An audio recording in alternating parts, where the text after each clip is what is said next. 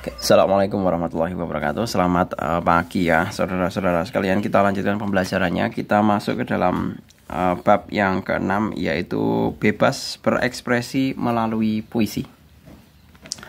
Nah, di sini kita diberikan sebuah puisi. Nanti selanjutnya kita bisa menginterpretasikannya ya.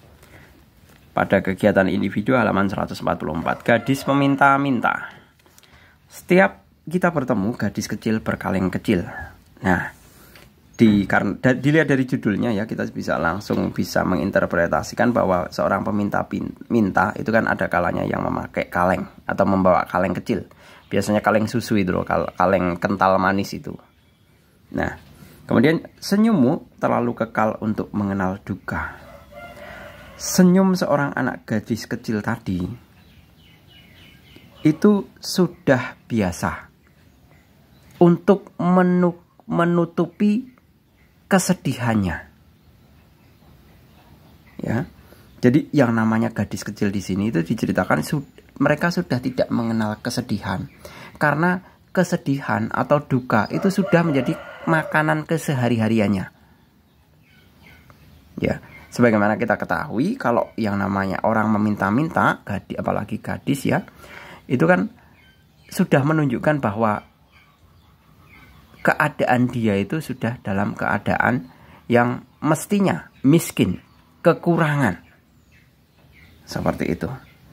Jadi walaupun dia tersenyum, misalkan dia tertawa ataupun tersenyum, itu adalah sebagai upaya untuk menutupi kesedihan yang setiap hari dia rasakan.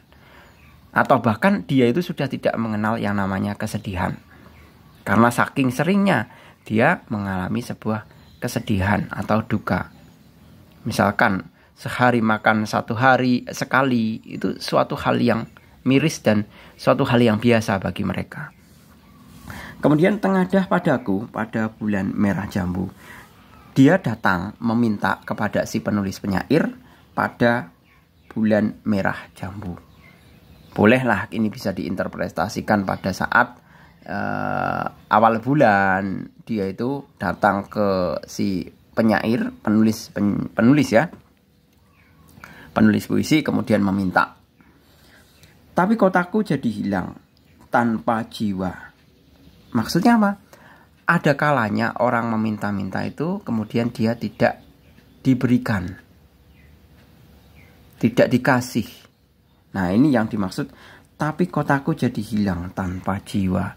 Jadi kotak yang identik dengan egoisme kadangkala itu banyaknya fenomena peminta-minta itu karena apa? Karena adanya kesenjangan sosial antara si kaya dengan si miskin dari penduduk yang ada di kota. Jadi bisa diibaratkan egoismenya kota itu suatu apa ya? Orang-orang di kota itu yang memiliki tingkat egoisme yang tinggi itu tidak memiliki jiwa. Terlebih hanya sebatas untuk memberikan anak kecil yang meminta-minta. Ingin aku ikut gadis kecil berkaleng kecil. Sepertinya si penulis puisi ini ingin mengikuti gadis berkaleng kecil. Gadis peminta-minta tadi. Pulang ke bawah jembatan yang melulur sosok. Pulang ke rumah si gadis kecil yang ada di bawah jembatan. Hidup dari kehidupan angan-angan yang gemerlapan. Walaupun dia hidup di bawah jembatan.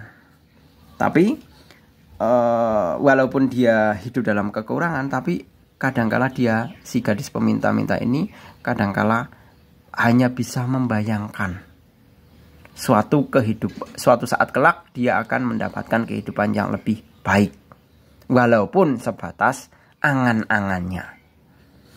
Gembira dari kemayaan riang. Nah, ini gembira dalam kemayaan. Kemayaan itu maksudnya suatu hal yang semu.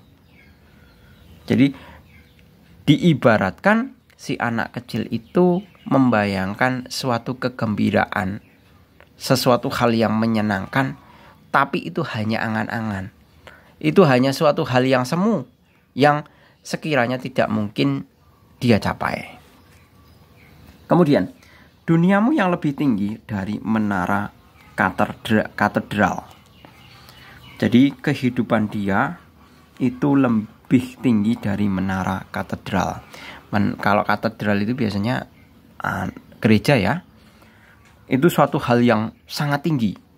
Biasanya menara itu kan diibaratkan sangat tinggi, suatu hal yang sangat tinggi. Nah, dunianya si gadis peminta-minta itu lebih tinggi dari menara katedral. Itu maksudnya apa? Imajinasinya saja atau bayangannya saja yang melambung tinggi. Karena suatu hal yang umum bahwa dia kan tidak mungkin mencapai angan-angan yang tinggi. Jadi dia hanya mampu membayangkannya saja. Melintas-lintas di atas air kotor, tapi yang begitu kau hafal. Nah, imajinasinya tinggi. Ya kan? Walaupun dalam kenyataannya dia masih hidup dalam kehidupan lingkungan yang kumuh, yang sangat familiar dengan si gadis peminta-minta. Jiwanya begitu ikhlas, jiwanya begitu murni untuk bisa membagi dukaku. Jadi untuk bisa membagi dukaku. Jadi seolah si penulis penyair ini berbagi cerita terhadap si gadis peminta. Selanjutnya, kalau kau mati, gadis kecil berkaleng kecil, jikalau si gadis ini mati, bulan di atas itu tak ada yang punya. Maksudnya adalah kebahagiaan yang bisa diperoleh dari si gadis peminta-minta itu hanyalah menatap rembulan yang sangat tinggi. Karena apa? Sebuah impian yang sangat tinggi yang tadi diasumsikan seperti menara katedral itu kan jelas tidak tercapai. Tidak mungkin tercapai imajinasi kehidupan kebahagiaannya. Yang dia kebahagiaan satu-satunya yang bisa dia peroleh, kebahagiaan yang sangat tinggi, yang sangat luar biasa, yang bukan hanya sebatas angan-angan, itu hanyalah menatap rembulan di malam hari. Seperti itu. Dan kotaku, oh kotaku, hidupnya tak lagi punya tanda. Dalam artian, manakala fenomena gadis peminta-minta itu sudah tidak ada di kota besar, di kota-kota, itu menunjukkan bahwa hal tersebut bukanlah sebuah kota lagi. Ya. Jadi si penulis di sini mencoba membuat atau bisa mengatakan mengkritik, ini sebenarnya kritik sosial ya. Kota besar itu identiknya dengan gadis peminta-minta. Di dalam puisi ini ya, orang ngamen, misalkan kalau kita interpretasikan ke hal yang lain bisa orang pengamen, pemulung ya, pengemis, gelandangan. Nah, itu merupakan ciri khas dari sebuah kota. Manakala fenomena sosial tersebut sudah tidak ada, itu menunjukkan bahwa tempat tersebut sudah bisa dikatakan bukan sebuah kota lagi. Seperti itu. Jadi ini sebenarnya kritik sosial. Sebuah kota itu pasti identiknya dengan fenomena sosial semacam pengemis, peminta-minta, gelandangan, pemulung, dan lain sebagainya. Seperti itu. Oke, gitu ya. Itu merupakan interpretasi dari puisi gadis peminta-minta. Jadi kita bisa untuk itu sudah termasuk kita bisa menjawab untuk masing-masing poin C ya dan D mengenai gagasan, pikiran, dan tindakan. Coba kita akan evaluasi mengenai bagaimana pemahaman dari isi teks dengan memberi tanda centang pada pernyataan yang sesuai dengan teks tersebut. Kita mulai. Gadis kecil berkaleng kecil itu selalu berduka dalam hidupnya. Itu benar adanya. Buktinya apa? Buktinya adalah ini. Senyummu terlalu kekal untuk mengenal duka. kekal, itu selalu mengandung arti selalu. Ya.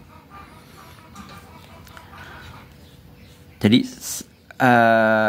gadis kecil berkaleng kecil itu kekal berduka dalam hidupnya. Kan sama saja interpretasinya dengan kalimat bait ini.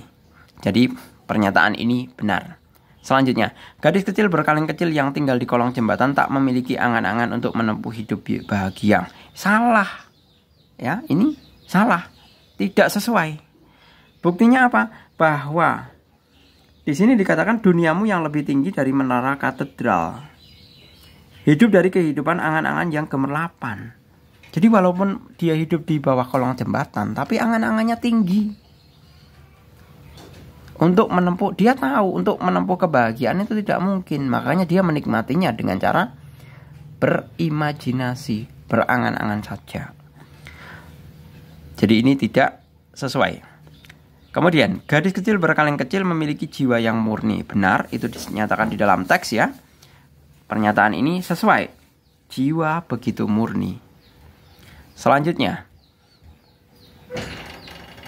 gadis kecil berkaleng kecil hanya mengotori kehidupan kota menjadi kumuh. Itu benar. Maksudnya sesuai dengan isi teks. Buktinya apa? Melintas-lintas di atas air kotor. Tapi yang begitu kau hafal, sudah hidupnya di bawah jembatan. Kemudian dia seringkali melintas-lintas di atas air yang kotor. Nah, itu menunjukkan bahwa gadis kecil berkaleng kecil hanya mengotori kehidupan kota menjadi kumuh. Ini tapi bukan, ini maksudnya fakta ya, bukan berarti statement untuk menyudutkan si gadis peminta-mintanya. Seperti itu. Fakta yang ditemukan di puisi. Seperti itu. Jadi pernyataan ini juga sesuai. Selanjutnya, pesan moral puisi itu adalah hendaknya kita menyingkirkan pengemis dari kehidupan masyarakat kota. Itu salah. Ya, itu salah. Mestinya bahasa kata menyingkirkannya itu bukan menyingkirkan, ya.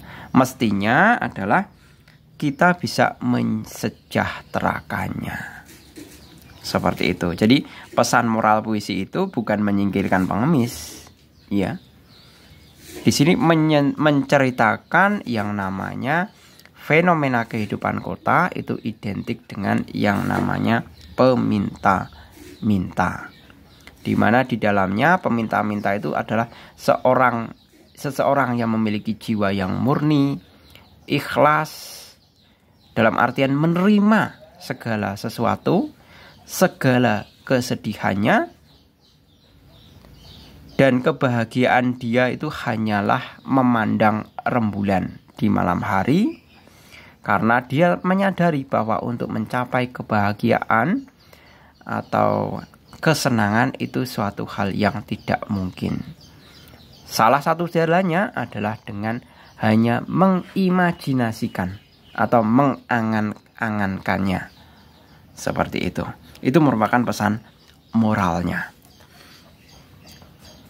Gitu ya, saya rasa cukup ya. Semoga untuk pertemuan kali ini kalian bisa sedikit bisa memahami interpretasi dari sebuah puisi. Jadi sekali lagi, untuk bisa menginterpretasikan sebuah puisi, kita mestinya bisa memahami terlebih dahulu. Memahaminya dengan apa? Dengan cara membaca. Membacanya itu bukan hanya 1-2 kali. Dan berpikirnya itu jangan saklek. Saklek itu maksudnya hanya tetap seperti ada yang di dalam kalimat bait puisi tersebut. Coba, karena apa? Karena semua bahasa puisi itu mengandung kiasan. Seperti itu. Jadi setidaknya kalian harus bisa menunjukkan atau menemukan arti dari kiasan tersebut. Seperti halnya tadi, senyummu terlalu kekal. Kekal, yang namanya kekal itu keabadian, itu miliknya Tuhan. Yang kekal itu hanya miliknya Tuhan. Nah, ini diimajinasikan apa? Bahwa senyumnya si gadis peminta-minta itu sudah biasa. Ya, sudah biasa untuk menutupi kedukaannya. Seperti itu. Itu sebagai contohnya. Oke, gitu saya rasa cukup ya. Semoga bermanfaat. Terima kasih. Selamat pagi. Assalamualaikum warahmatullahi wabarakatuh.